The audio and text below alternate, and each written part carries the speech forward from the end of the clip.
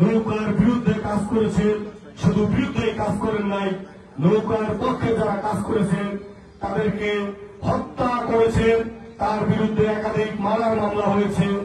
আমরা সকলেই জানি আজকে তিনি প্রার্থী হয়ে এই ইদ্রিস ফরাজীর বিরুদ্ধে নানান জায়গায় নানান বক্তৃতায় তিনি হুমকি দামকি দেন। আসলে সাধারণ মানুষ ইদ্রিস ফরাজীর পক্ষে রয়েছে, আমরা ইদ্রিস ফরাজীর পক্ষে রয়েছি। আপনার এই হুমকি দামকি কোনো কাজে আসবে না। আগামী 21 তারিখের নির্বাচন একটি স্বচ্ছ সুন্দর গঠনমূলক নির্বাচন হবে। সাধারণ মানুষ নিরাপদে শান্তিতে ভোট দেবে। মোটর সাইকেল মার্কায় ভোট দিয়ে আমরা আগামীতে এই ইদ্রিস ফরাজীকে উপজেলা চেয়ারম্যান বানিয়ে আমরা ঘরে ফিরব। এর আগে আমরা কেউ ঘরে ফিরব না। আমরা বিশ্বাস রাখি আমাদের বর্তমান উপজেলা চেয়ারম্যান আমাদের সকলের শ্রদ্ধেয় ব্যক্তি আলহাজ মোবারক আলী শিকদার। তিনি 10টি বছর উপজেলা পরিষদ চালিয়েছেন।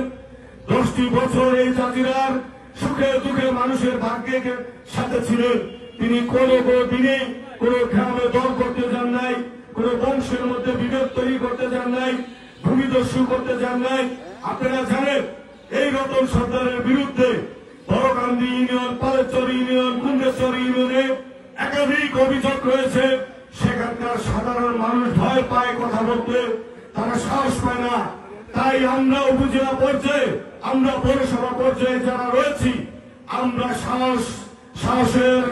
সাহস রেখে আমরা বলতে চাই, আপনারা এই ধরনের হুমকি ধুমকি ভয় কোন ভূমিদস্যুকে, কোন সন্ত্রাসীকে আমরা উপজেলা পরিষদের চেয়ারম্যান বানাতে পারি না।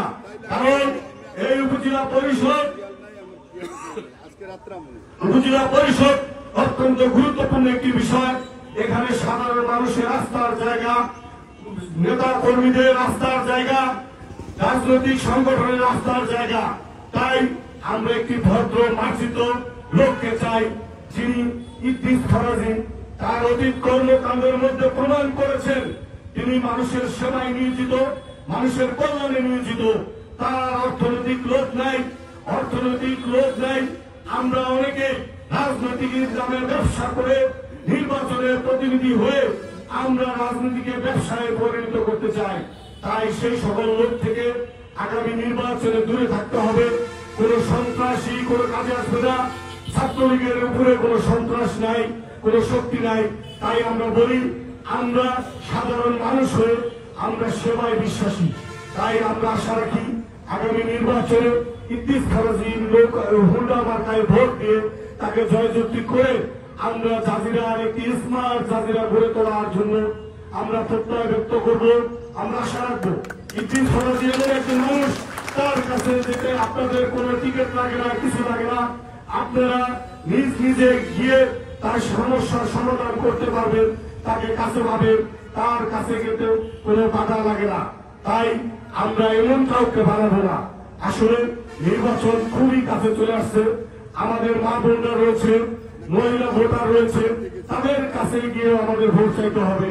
তাই আগামী নির্বাচনে, উপজেলা নির্বাচনে হুন্ডাকে বিজয় করতে লক্ষ্যে আমরা সকল দ্বিধাবোধ ভুলে গিয়ে হুন্ডার লক্ষ্যে কাজ করতে হবে। মাঠে ময়দানে গিয়ে কাজ করতে হবে, বাড়ি বাড়ি গিয়ে কাজ করতে হবে। তাহলে আমরা একটি বিপুল ভোট পাবো। আমরা আমাদের সেন্টার জাজিরা মহারানী, এই সেন্টার থেকে আমরা সকলেই ঐক্যবদ্ধ ভাবে আমরা কাজ করলে বিপুল ভোটে হুন্ডাকে বিজয় করতে পারবো। এই আশা রেখে সকলকে সুস্বাস্থ্য জানিয়ে আমি আমার বক্তব্য শেষ করছি। জয় বাংলা, জয় বাংলা।